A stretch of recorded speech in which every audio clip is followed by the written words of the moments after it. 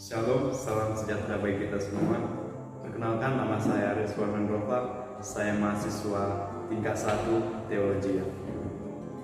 Pada saat ini saya akan membahas salah satu doktrin dari doktrin Gereja Masihat Penari ke-7, yaitu doktrin yang ke-7, sifat kemanusiaan. Doktrin ini sangat khusus karena berbicara mengenai kita sebagai manusia. Disinilah kita boleh melihat dari mana asal kita, bagaimana sifat kita, dan bagaimana keadaan kita nanti, dan akan menjadi seperti apa kita. Dan lewat doktrin ini kita akan menjadi milik Tuhan yang paling berharga. Berbicara tentang sifat kemanusiaan, manusia pertama diciptakan dari debu. Di dalam Kejadian 1 ayat 26, baiklah kita menjadikan manusia menurut gambar dan rupa kita. Jadi manusia diciptakan menurut gambar rupa Allah. Tuhan tidak berbicara kemudian mahkotanya diciptakannya ini ada. Sebaliknya dia dengan penuh kasih membungkuk untuk membentuk makhluk baru ini dari debu tanah. Terus setelah itu Tuhan menghembuskan napas kehidupan bagi kita, bagi manusia pada saat itu. Dan melihat sifat manusia, apa itu sifat manusia? Kesatuan sifat manusia yang terdiri dari tubuh, jiwa, dan roh. Tuhan membentuk manusia itu dari debu tanah dan menghembuskan napas hidup ke dalam tubuh. Demikianlah manusia itu menjadi makhluk yang hidup. Apakah yang harus dilakukan napas kehidupan? Ketika Tuhan membentuk manusia dari unsur-unsur bumi, semua organ tersedia, jantung, paru-paru, hati, ginjal, otak, dan lain-lain, sempurna, tetapi tak bernyawa. Kemudian Allah menghembuskan napas hidup yang tak bernyawa ini, dan manusia menjadi makhluk hidup.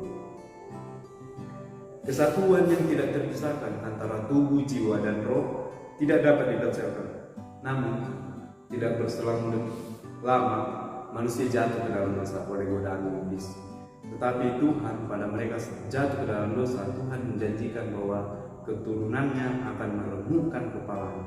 Dan janji itu Tuhan genapi. Tuhan mau agar manusia hidup sesuai dengan rencana Tuhan. Dan pada akhirnya setelah Tuhan menuntun mereka mengawali hidup baru dan bahkan mereka harus keluar dari zaman Eden, Tuhan tetap mengasihi ciptaannya ini. Karena apa? Karena manusia adalah ciptaan yang sempurna. Di dalam perjanjian baru, apa yang ditawarkan perjanjian ini bagi mereka yang menerimanya sangat besar. Melalui kasih karunia Allah, itu menawarkan kepada mereka pengampunan atas dosa-dosa mereka. Itu menawarkan karya Roh Kudus menulis 10 perintah di hati dan memulihkan orang-orang berdosa yang bertobat ke dalam citra penciptaan mereka.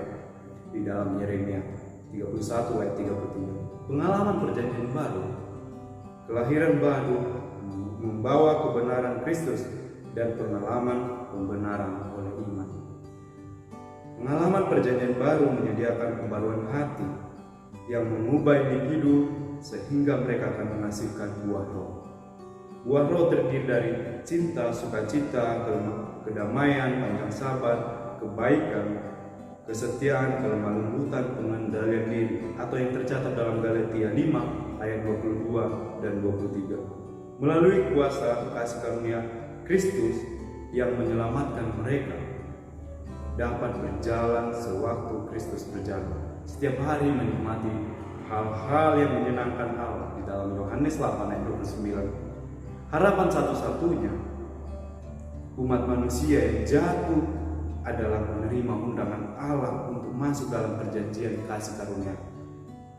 Melalui iman kepada Yesus Kristus kita dapat mengalami hukuman ini dan menjamin adopsi kita kepada Allah untuk menjadi anak Allah bisa terpenuhi. Dan pada kesempatan ini saya mau bagikan sesuatu kisah pengharapan bagaimana kita dengan sifat kemanusiaan kita yang terbatas ini, kita harus percaya kepada Tuhan. Kita harus berharap. Janji-janji Tuhan banyak di Alkitab. Kita harus yakin akan hal itu supaya kita boleh menerima undangan yang Tuhan berikan. Tetap membuka hati kepada Tuhan, jangan ragu-ragu. Terima kasih, Tuhan memberkati.